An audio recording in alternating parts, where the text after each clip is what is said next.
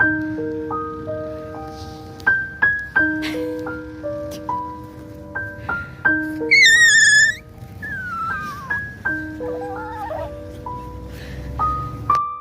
сидит. Прикольно. Сидит такой, сидит.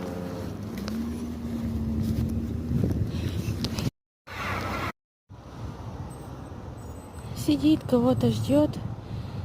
Наверное, хозяйка умерла. Или нет? С бабушкой, с тросточкой. Тросточка, по-моему, называется, да? И деловой песик.